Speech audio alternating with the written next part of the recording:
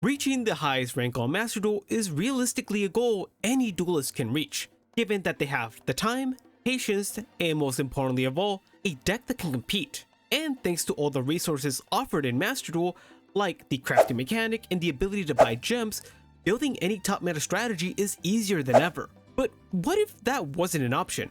What if you had to begin completely from scratch? How far can you realistically get? Okay, so the goal is simple. Reach the highest rank in Master Duel with nothing more than 3 copies of a given structure deck and whatever packs I'm able to pick up as the series continues, without ever buying any gems and or using any crafted cards. I've done this challenge in the past before and failed miserably, so I'm looking for a redemption arc. So I hope you're excited because this is Returning to Master Duel.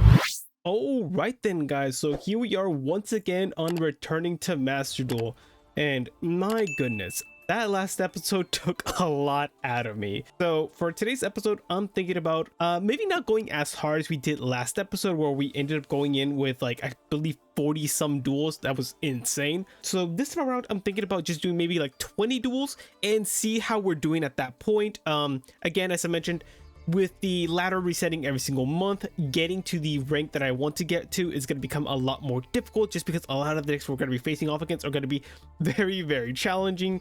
And with the fact that my strategy is just, it's lacking a little bit. We've been putting up a fight, but it is lacking. So I believe just doubling down on the duels is going to make it a lot easier. With that being said, we have to decide what exactly we're going to be doing for today's episode for the pack opening. I did allude to this at the end of the episode that I am kind of done at this point with the bundle deals. We do have a couple left with the Ghost Ogre, Veiler, and Judgment. Don't get me wrong, it would be nice to have like a Veiler. Judgment is kind of useless for us just because we are going second strategy. And Ghost Ogre, I don't know if Ghost Ogre is that useful in the current format. I might be wrong. Do correct me in the comments from below. So instead, what I'm thinking about doing is we're just going to be going ahead and going back into hero. I feel like at this point our deck is like strong enough to where we can do this, and the card that I'm planning on going into today is none other than the Destiny Hero pack, just for the very fact that there is quite a few cards that I would like to pick up from it, those being of course the likes of DPE. Plasma would be nice. I believe we're also missing Celestial, so it feels like the right play right now. So we're gonna go and craft the DPE real quick so we can unlock the pack.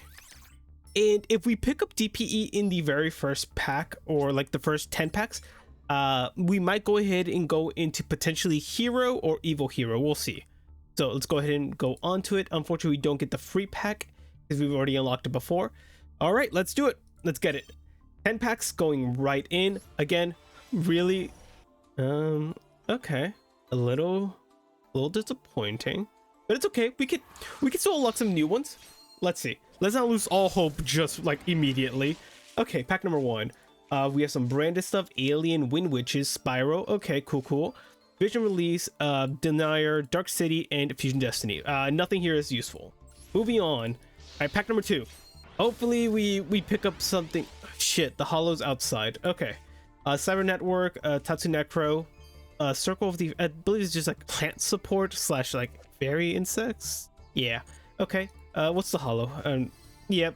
I don't know why I thought it was gonna be something useful, but it's okay. Sure. Typical. So Destiny hero stuff. We have another. Holy shit! This is almost the exact same pack on for the Destiny hero. D-Tactics. I think I mentioned this like when we opened it at first.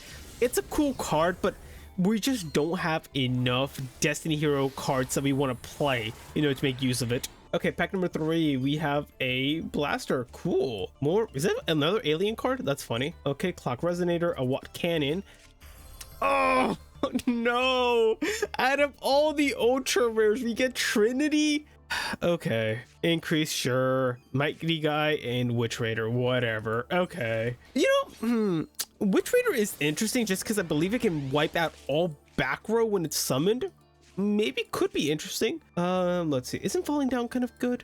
Oh, it is like a change of heart card, but you need to control Archfiends. Never mind. It's kind of cool, but can't use it. Duo Dark.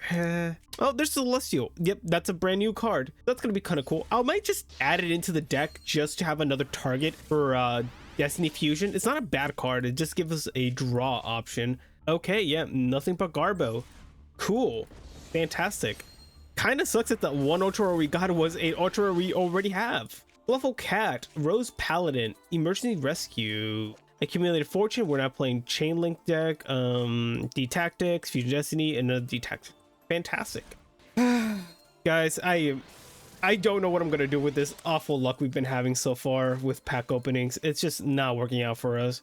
Rouse Disciple, Abyss Actor card. Okay, more garbage here. Aside from the Celestial, we haven't pulled a single playable card thus far. I think we're probably gonna have to double down on the Destiny Hero pack just until we get DPE. Okay, another Celestial, that's nice. Dread Servant, that's pretty ass. Minimum Ray and another Celestial. Okay, what's the ultra rare? Anything decent? No, it's a Madolche card. Pretty useless for us. We're not playing Madolche. We can't even tech it in, so not even gonna bother with that. Light Ray Grafer, Heroic Challenger, Watchman, another Trap Tricks Monster, Dread Master, Commander, Fusion Destiny, and a Vision Fusion. Okay, and again we keep pulling the Hollow outside the pack, and it's a Raid Raptor card that we're not going to be able to use. Fantastic. Last one. Hollow pack. Please let it be from our pack. Oh, okay. A lot of options here. Okay, let's see. That's funny. Dangerous from outside the pack. That's really funny. Regretful Rebirth, Galloping Gaia, Yellow Ninja, Vision Hero, Gravito. Okay. DP. Please give me DP. That's all I asked for. Pack number 1, Dystopia. Fine. Pack number 2, Crusader. Cool. Pack number 3, and Dominance. I mean, Dominance is cool. It just takes a lot of materials to make. Okay. Alright then, guys. I guess we're going back into Destiny Heroes once again. Actually, just to verify, what else is... No, wrong one. Just to verify, what exactly can we get from here? Okay, the super rares are kind of ass, I'm not gonna lie. We can pull... Let's see. Out of this pack, what do we own here? We still don't own the Endragoon, which I don't really mind. We don't own an Adoration, which is wild. We don't have the Plasma either. We don't have a Destiny Fusion. Not like we could use it, but still. Kind of crazy we haven't pulled a single Poisoner or a D-Chain. Okay, I guess we're doubling down. Another 10 packs coming up. Please. Please this time around give me something. One ultra pack. Oh god, we're starting off with it. Either this makes or breaks the pack opening, I think. Let's see. It's hidden. Okay, let's see. Raid Raptor. Sphere of Chaos. Really cool card for Chaos decks. Floral Cooling. Vision. Oh, there's the Poisoner if we finally got it. Defusion. Commander. Wait, hold on. I thought it was supposed to be an ultra rare. Oh! Okay, we got it. Oh my god. I deadass just jumped out of my seat. That's embarrassing. We got it. Oh my god. We finally got it. Wow. The joy I feel. Just watch. It's not going to make a difference in today's episode. No, trust. DP is what we needed. Oh my god. You know, I feel like having access to DPE now is going to be so big, just for the very fact that a lot of the times whenever we would activate our Destiny Fusion, going into the what's his face, Dystopia, my bad, just never felt really that impactful. So having access to TPE now is going to be phenomenal for us moving forward. Honestly, I don't even care what we pull anymore. Corridor's kind of cool. If we pull Colossus, we might get a little funny with it. We might actually do that. We'll see. Just cool to have that access now. Yeah. Okay, cool. Don't care. You know what? Now that we're pulling a few more Destiny Hero cards, I'll take a look at the other Destiny Hero cards I have like as support and see if I can tech it in. Don't hold your breath. I don't feel like we're probably gonna be doing anything with it, but if possible, we'll see. Okay, let's see. Yeah, that's typical. Not much here. A quick little tidbit. I really like Despots. I wish they would get more support to be make the deck actually like playable. It's very clunky right now the way it plays, and I believe like the only way the deck's ever seen play is with like Despot 001 being used as like a Hulk like engine, so that's a little unfortunate. Oh, we have the D-Force. Doesn't this search Plasma? It does. Maybe we add it in as if we pull the plasma. We'll see. I do plan on playing plasma if we pull it. It's just an overall really good card. So we'll see. Okay. And Breeding Grape Virus. This is one that we get rid of. Never mind. I was thinking about the other virus card, the one that gets rid of spells and trap cards. We're probably not going to be using that. We have a lot of dark monsters, so the virus cards aren't that bad. I might consider using them if we pulled them. Okay, upgrade pack. Let's see. What else can we get? Honestly, just getting the DPE was more than enough. I am genuinely just very happy. Okay, Dead Liz, Alien Dog. We have Paro. We have Dynatag. Oh, there's the Endergoon. That's cute. Decider, Denier, and the outside card is FA Dark Dragster. Okay, interesting card. Didn't that card see a lot of play in Duel Links when it came out? I might be wrong. I feel like it might have, or it might be another FA card that I'm thinking about. D-Chain, crazy, we just now pulled it. Wind Raider and Dr. E. Okay. Last pack. Let's see. Can we end on a high note? Okay, well, no Hollow. Apple Magician. What is this? A Rekka card? Okay, Ojama Duo, Destruction Sword Flash, another Celestial, Draw Hand, Denier, and Break of Destiny. Okay. Sure, why not? What does this card do? This is kind of interesting. If you pair this up with Dragoon, that's kind of nasty, especially forcing your opponent to skip their next battle phase, their next main phase. It seems too gimmicky though. I'll see. If I can fit it in, I'll try it out, but it seems too gimmicky. Okay. Wow. Honestly, I'm just happy that we got the boy. We finally got him. Aside from that, D-Force was cool. We're not going to be going back into this pack unless we have to. For the plasma, I got what I wanted. Next episode, we're probably going to be going ahead and getting... we're either going to be trying to pick up a copy of Stratos, or we're gonna be, I don't know, maybe picking up some evil hero stuff. We'll see. But yeah, genuinely guys, I cannot express just how happy I am with how we did here. So now that we're done with our pack opening, let's go ahead and build something, because I'm sure we can cook here.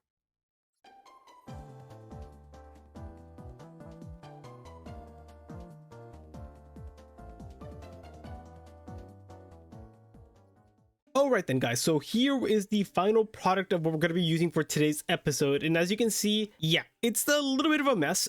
Essentially the whole idea with this deck is that we took the original concept that we were using from the last episode and just added in a few extra pieces that were kind of missing from it. Cards like the addition of Celestial, which is going to be a really nice target for us to use for the summon of DPE or anything in particular really.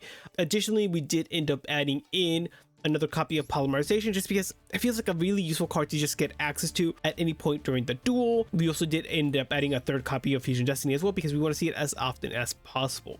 Additionally, for the extract, we did cut out the Malicious Edge, I think that's what it's called, to add in the Destroyer. Aside from that, I think this actually feels a lot better. I'm hoping it performs, and with that being said, let's get into the duels. Alright then guys, so we are beginning our today's journey on Platinum rank 5. We did the whole journey from gold to platinum last episode, and that was a rough one, I'm not gonna lie. So hopefully now that we have a better idea of how the deck is supposed to be performing, and we ended up getting the DPE that we've been looking for a while now, hopefully the deck performs a lot better. We're able to perform, have a lot closer matches, and are able to just force our opponent to just not want to face off against us once we summon the DPE, just because I'm hoping to run into more rogue strategies, but we'll see. But yeah, with that being said, feeling a bit optimistic, and let's do it. We begin today's episode with us facing off against Sword Soul, my all-time favorite deck. And as per usual, because I do know how to play against Sword Soul, this matchup wasn't too difficult. Our opponent began with the bread and butter of the deck, getting access to Moye, summoning out the Chi-Xiao searching out for the Longguan, going into the Xing Longguan, and ending on a Protos, a set monster, and a total of 2 synchro monsters. Honestly, for the most part, a pretty difficult board to break given our given hand. However, first turn we end up getting a copy of Ash Blossom, which was a little frustrating, but we began our play by summoning out the Vion. With Vion, we end up activating the effect, but it does get negated with the effect of Valor. Seeing this, I take the opportunity to activate our copy of Droplet to go ahead and dodge the effect of Veiler and still resolving the effect. Afterwards, we proceed to go into our evil hero plays and try to go for a game. Unfortunately enough, our opponent's set card, which I thought was a blackout, ended up being a copy of Imperm, negating the effect of our Darkest Night, preventing us from going for a game. Once it was their turn once again, they activate the effect of a second copy of Ecclesia to try and search out, but thanks to the Ash Blossom in hand, which actually ended up coming in clutch, we negate the effect, they surrender their turn to us, and we go for a game. As I said, Sword Soul is a fairly easy matchup. I love this deck, so I know how to play against it, and unfortunately it's a bit power crept at this point. Moving into Duel 2, it was a completely different story. This time around we faced off against Voiceless Voice, and goodness gracious, this was my first time actually facing off against this deck, and wow, it's pretty tough, I'm not gonna lie. It didn't help the fact that our opening hand wasn't perfect. Granted, I don't know whether or not we would have been able to still beat this deck. It is pretty damn good. We didn't have any form of board breakers in order to go ahead and get rid of the Skull Guardian, which was one of the biggest issues we had on field, on top of also having to deal with the Rawvis, which is another negate on board. Additionally, I thought I was making some headway during the turn, and with the set favorite contact on field, I thought maybe if this is able to survive the turn, we're able to take the game. But unfortunately, they had a copy of Radiance of the Voiceless Voice to go ahead and pop the trap card, which was really unfortunate. Because I do think that if we were able to resolve favorite contact and summon out these Shining Neos to pop a bunch of cards on their field, we had a good chance of actually making it to the next turn and potentially taking game. But because of that, we end up drawing just into Celestial and just slowly lose the game to our opponent. Really cool deck with Voiceless Voice, but goodness, not being able to go ahead and break the board is really rough. We now move on to Duel 3, and I'm not gonna lie, there isn't all that much to say about this deck. We faced off against a player that I can only assume is doing their own version of a Masochist challenge, and as you can expect, these decks don't tend to do really well against kind of constructed strategies. And at that, we didn't even open that well. But at one point, we end up summoning 2 copies of Sunriser, and our opponent saw the writing on the wall and decided to scoop. And with that, we won another duel. Moving into Duel 4, it was another pretty uneventful duel. The coolest thing about this duel was the fact that we faced off against Destruction Potion FTK once again. A deck that's beaten us at least once or twice already in this series.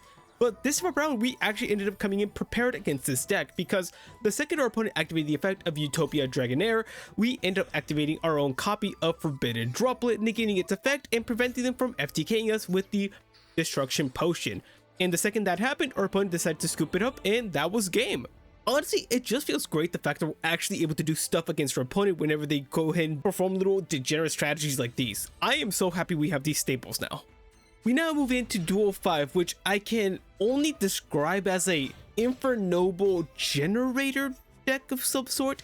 Honestly, I don't know what exactly this deck really was, but it was an interesting matchup. Just for the very fact that when our opponent ended up ending their turn on a copy of Salamangreat Sunlight Wolf and the activation of Generator Boss Utgarda in a bunch of tokens, we activated a copy of Rakeki, cleared the board, and botched our entire combo line with the summon of Valion. We end up searching the wrong target to the graveyard with the effect of Shadow Mist and completely just mess up everything to the point where we aren't able to get game. Unfortunately enough, this gave our opponent the time to go ahead and make a copy of Power Tool Brave Dragon that ended up holding the match for way longer than it was supposed to be. At some point during the duel, after having to just stare at this Power Tool Dragon for way too long, we actually end up top decking a copy of Fusion Destiny, which ends up completely blowing them out of the water. With the Fusion Destiny, it ends up setting up a copy of the Malicious in the Graveyard alongside the Denier that ends up giving us full combo, and we easily end up beating our opponent because they decided to scoop up before we could get game. Okay, so far we've been getting a pretty nice win streak. Let's see if we can't keep it up.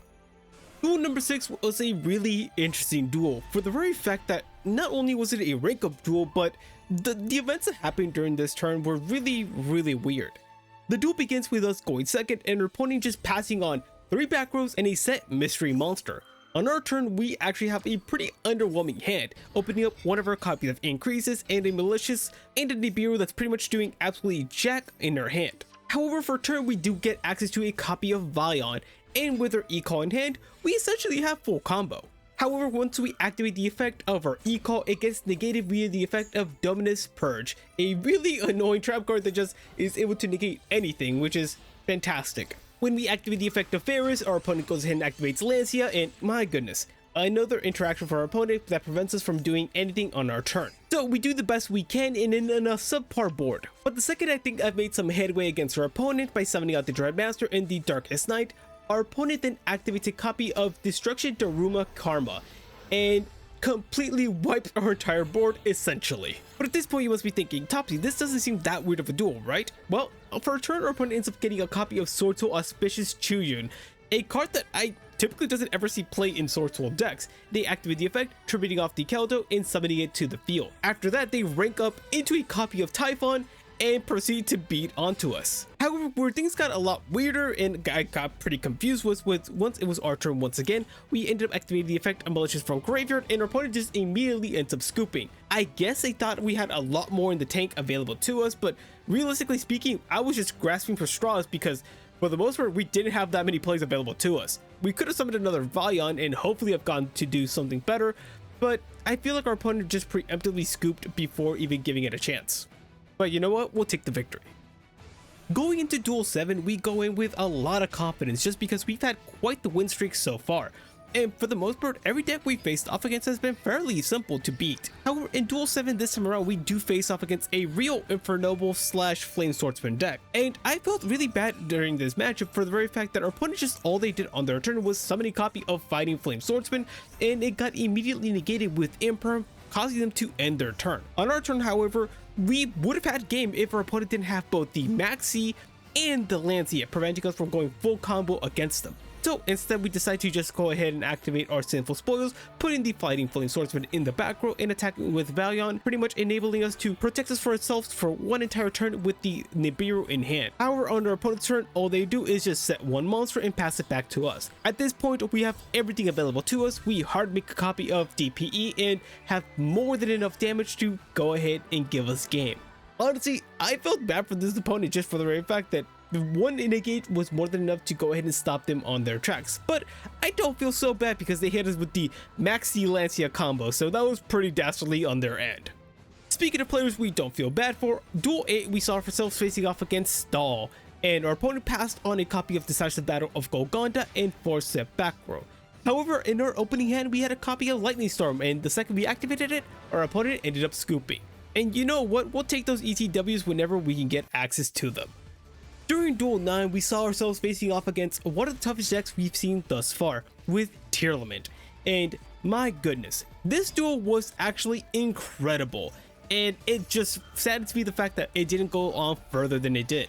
During our opponent's turn, they end up popping off with a bunch of their Tearlament effects, sending a ton of cards to the graveyard and resolving a ton of effects. But unfortunately for them, we did have access to Nibiru in our opening hand, which was a great help and part of the hard carry that ended up winning us this duel.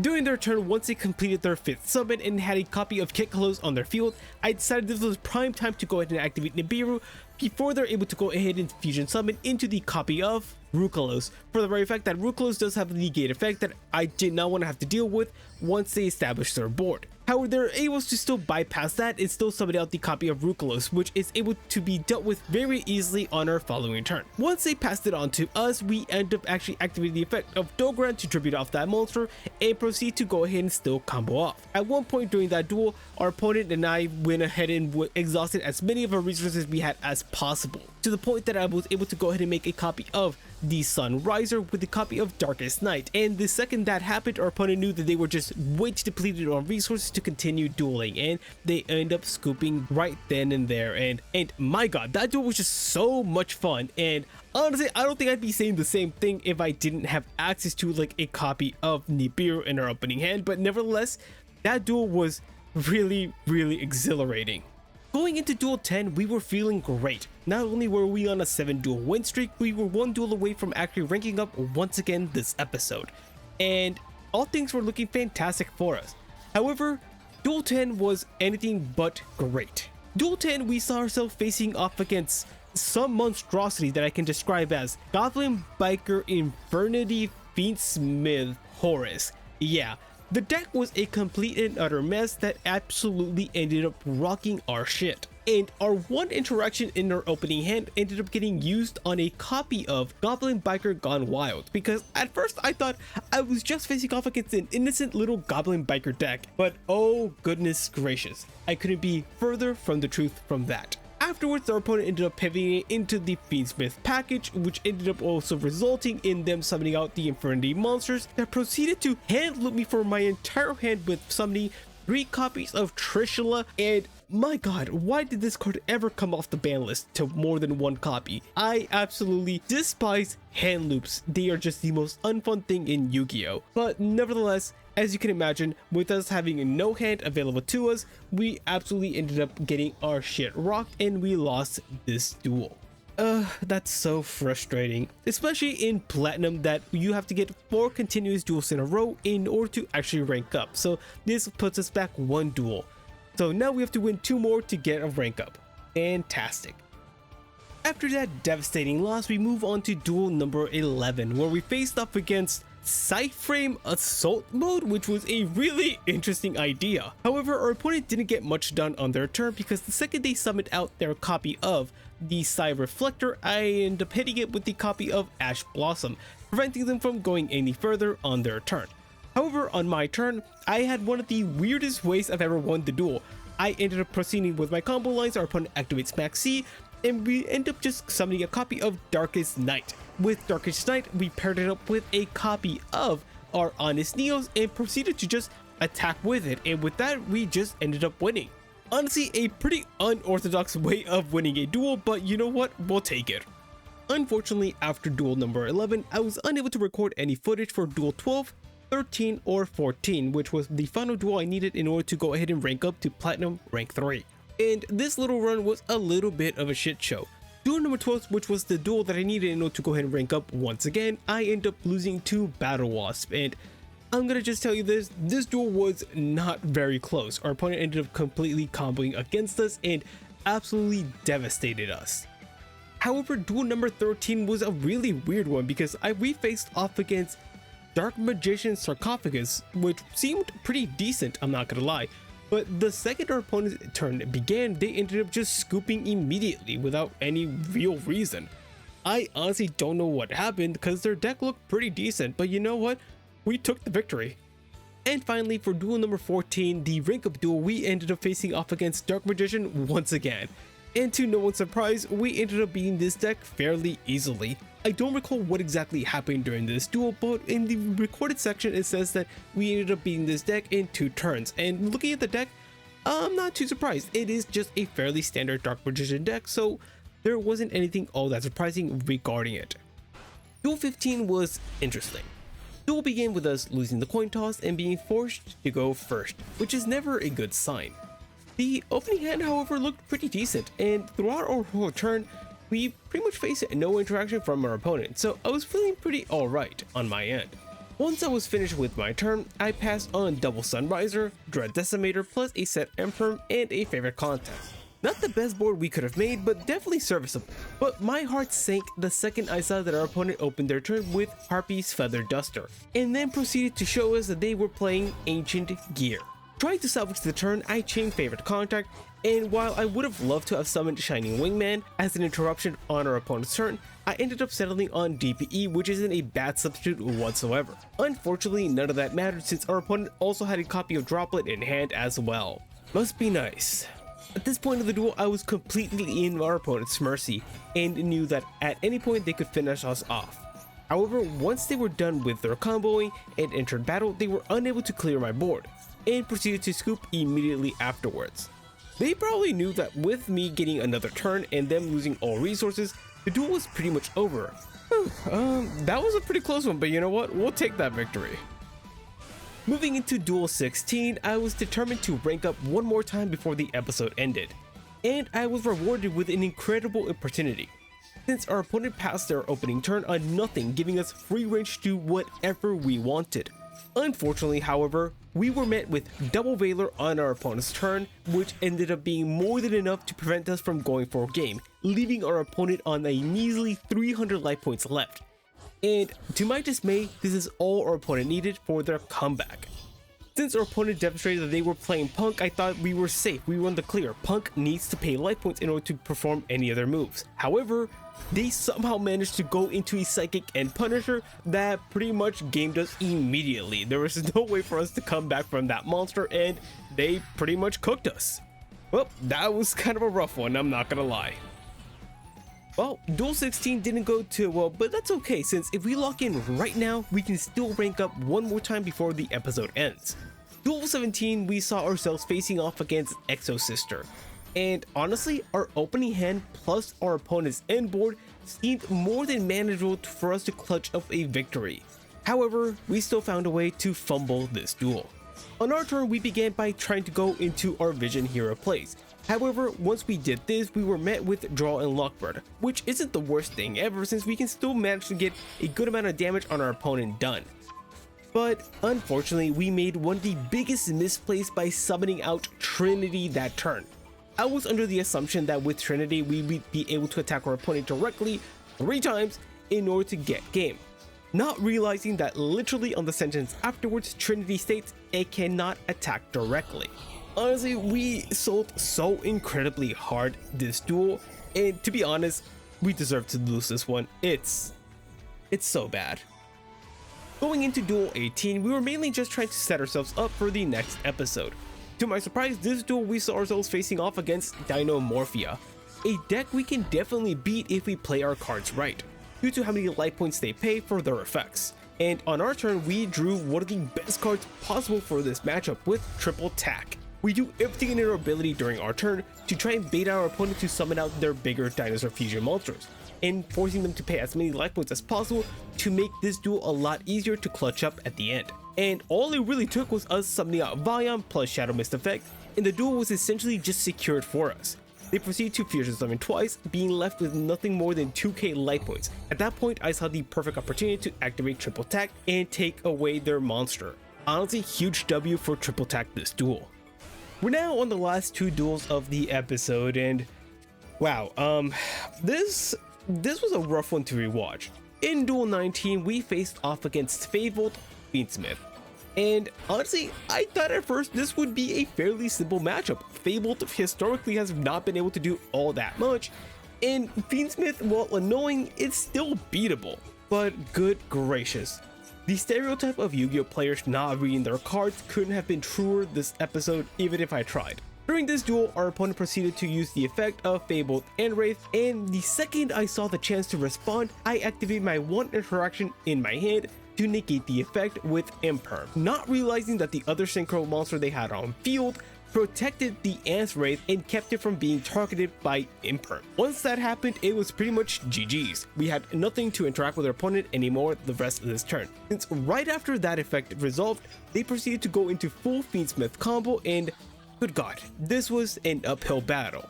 Who am I kidding? Looking at the board our opponent left us, they amassed something that was essentially impossible for us to overcome, given the fact that they had a Baron on field and a lot of the monsters are just able to float like crazy.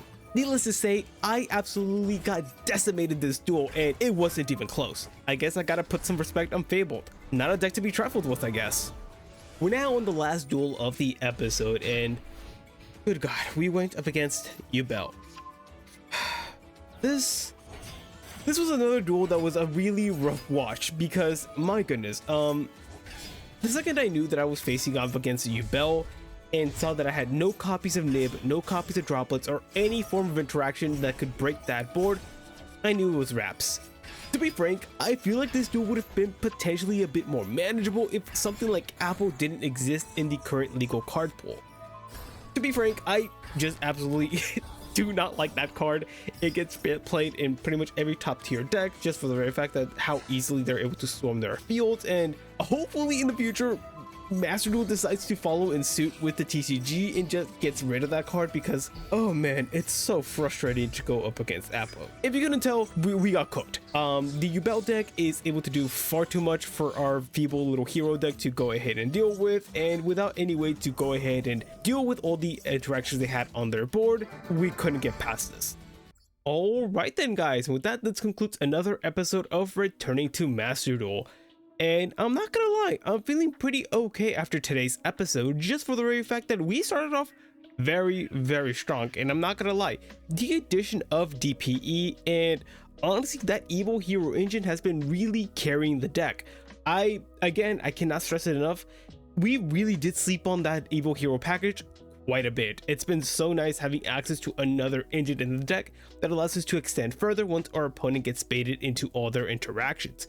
The only unfortunate thing about today's episode is the fact that at the very end we did end up getting very sloppy and ended up accumulating more losses than I was comfortable with.